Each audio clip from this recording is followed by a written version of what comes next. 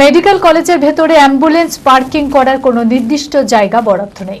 একের পর এক জায়গা পরিবর্তন করা হয় অ্যাম্বুলেন্স পার্কিং করার জন্য। বেসরকারি অ্যাম্বুলেন্স চালকরা বঞ্চিত হওয়ার প্রতিবাদে এদিন বিক্ষোভ প্রকাশ করলেন। মুর্শিদাবাদ মেডিকেল কলেজ ও হাসপাতাল চত্বরে তারা বিক্ষোভ প্রদর্শন করেন। এই প্রতিবাদে অ্যাম্বুলেন্স পরিষেবা এখন স্তব্ধ। অ্যাম্বুলেন্স পরিষেবা না পেয়ে বহু যাত্রী বিপাকে পড়েছেন। মানসিক স্বাস্থ্যের জন্য সবার আগে যে নামটি মনে ভেসে ওঠে, সুস্থ মনের ঠিকানা মনোবীক্ষণ। যোগাযোগ নাম্বার 7477799513। দাবি মানতে হবে,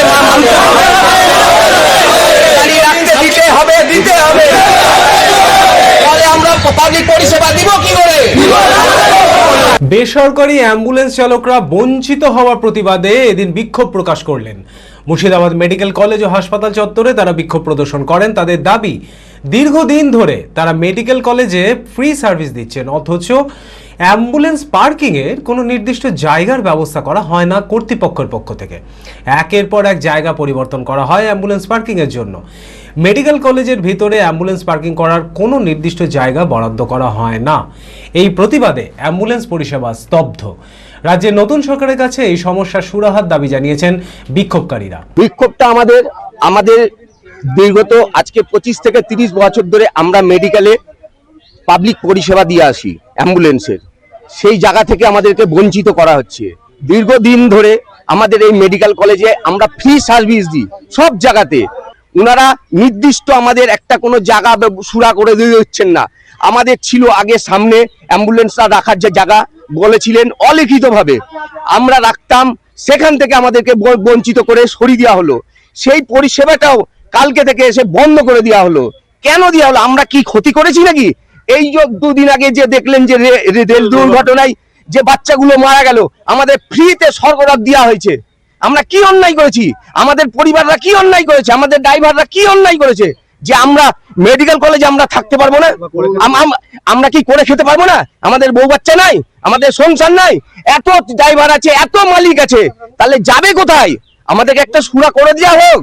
আমরা এটাই চাইছি, সরকার যেন আমাদেরকে একটু দেখুক। এই বিক্ষোভের জেরে অ্যাম্বুলেন্স পরিষেবা না পেয়ে বহু যাত্রী বিপাকে পড়েছেন। সমস্যা বলতে আমার স্ত্রী মারা গেছে 10টায়, একটাই ছুটি। আমি এখানে এলাম ডেড বডি নিয়ে যাওয়ার জন্য সুতি ঔরঙ্গাবাদ। এখানে এসে বলছে কি আমাদের গাড়ি অ্যাম্বুলেন্স সব স্ট্রাইক আছে, এখান থেকে কোনো গাড়ি যাবে না। আর যাবে না তো আমি তাহলে লাস্টটা নিয়ে কি করবো এখানে? সরকারি গাড়ি যাচ্ছে না, প্রাইভেটও গাড়ি যাচ্ছে না। সরকারি থাকলে দেবে, যাবার পাচ্ছে ডাবে ডাক্তার তো নাই। এসে খুঁজলাম তো গাড়ির জন্য পুরো অসুবিধা আমাদের, মানে ওই আমাদের ছুটি হয়ে গেছে, আমি দাঁড়িয়ে আছি লাস্ট নেওয়ার জন্য সুতি ঔরঙ্গাবাদ। সমস্যা এমন কিছু না, আসে দেখছি গাড়ি নাই, গাড়ি আছে যেগুলো নাই এখানে পার্কিং এর ভিতরে, গাড়ি পাচ্ছি না। যেগুলো আছে সেগুলো যাবে না। মনে করো কি হয়েছে না হয়েছে ওদের মধ্যে। ভর্তি আছে, ছুটি দিচ্ছে আজকে 11টা ছুটি দেওয়ার কথা ছিল, মোটামুটি 12টার মধ্যে ছুটি হয়ে যাবে। এসে দেখছি গাড়ি রিজার্ভ করবো, গাড়ি পাচ্ছি না। যাতে সুবিধা হয় পাবলিক, দূর থেকে যেমন এসে জানা শোনা নাই কথা খুঁজবো, এখানে থাকলে 2-1টা গাড়ি সুবিধা হয় সবারই। আসলাম, ডাক্তার দেখালাম, গাড়ি রিজার্ভ করলাম, চলে গেলাম। গাড়ি খুঁজবো কথা, নতুন জায়গায় এসছি আমি।